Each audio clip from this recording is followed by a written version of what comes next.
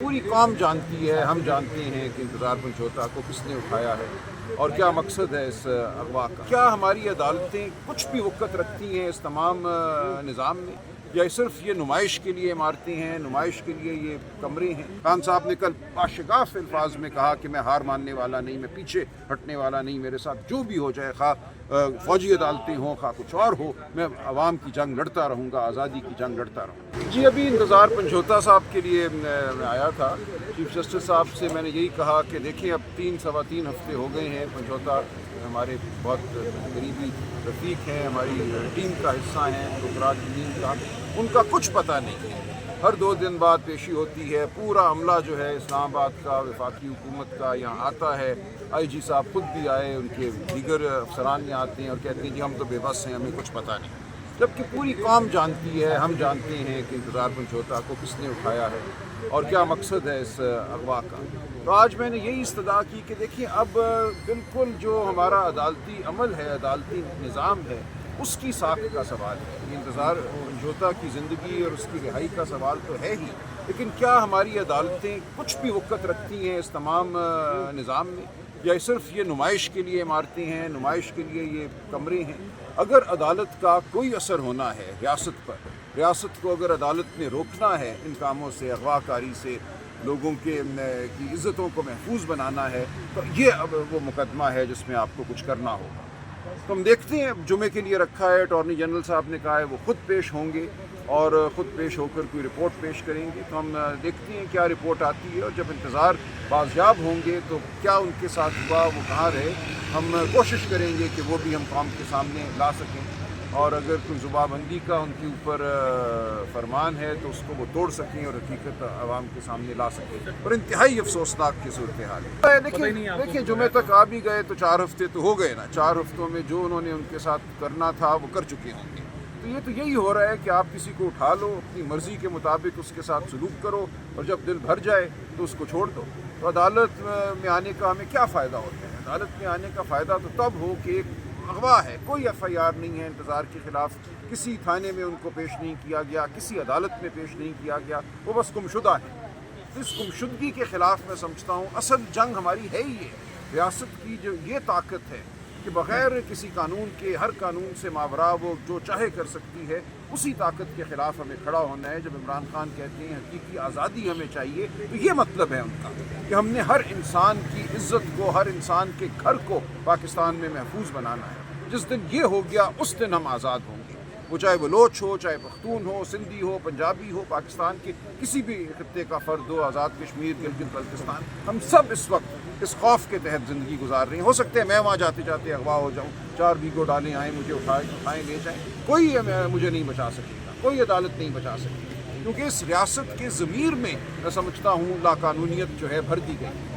हर 10-12 साल हम अदालती निज़ाम पर, शराफत पर, सियासत पर हमला करते हैं, सियासी पार्टियों को तितर बितर करते हैं, जजों को खौफज़दा करते हैं, और फिर कहते हैं हमारा अदालती निज़ाम क्यों अच्छा नहीं है, हमारी सियासी जमातें क्यों अच्छी नहीं हैं, क्यों अच्छे लोग सियासत की तरफ नहीं आते, जो आना चाहे उसके साथ क्या सलूक होता है, इलेक्शन में धांधली की जाती है, उसको डराया धमकाया जाता है। मैं आपके सामने खड़ा हूँ, इस तमाम अमल से मैं खुद गुजर रहा हूँ। इसलिए हमें अब सोचना होगा कि हमने इस रियासत को, इस मुल्क को कहाँ लेकर जाना है बतौर इंसान और बतौर कौम।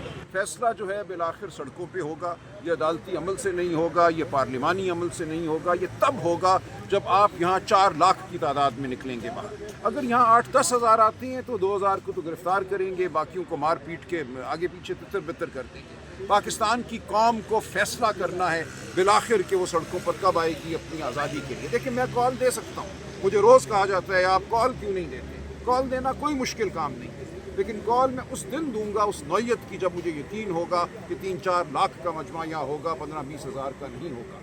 ये अब आपका फ़र्ज़ है, ये पाकिस्तान के हर फर्द का फ़र्ज़ है कि वो बाहर निकलने की तैयारी करे। जो भी आपके सामने मुश्किल है उसको अबूर करे।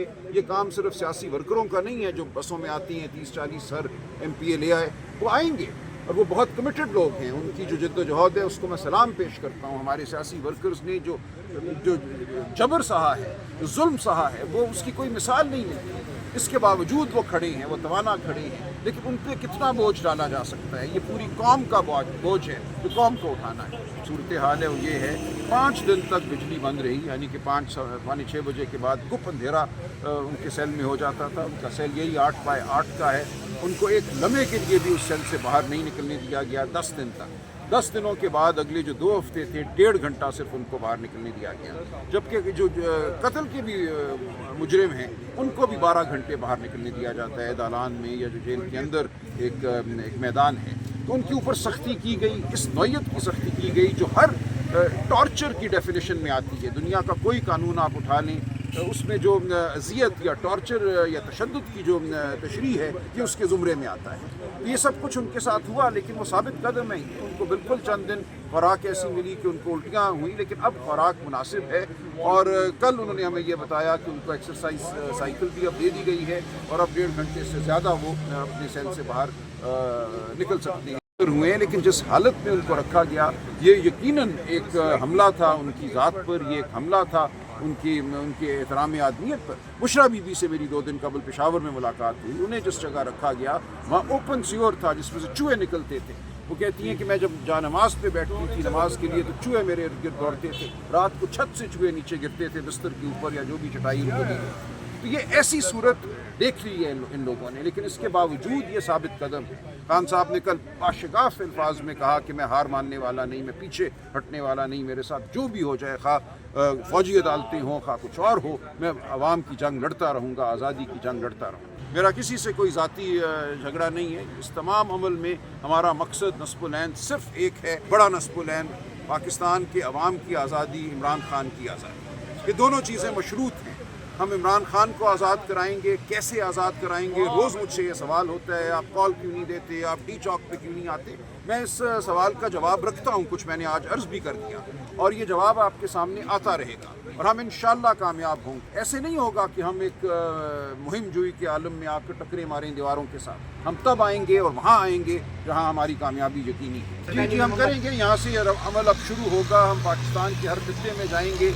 आवाम को मुतहर्रिक करना हमारा मकसद है। उसके बाद अवाम अपने फैसले खुद करेंगे।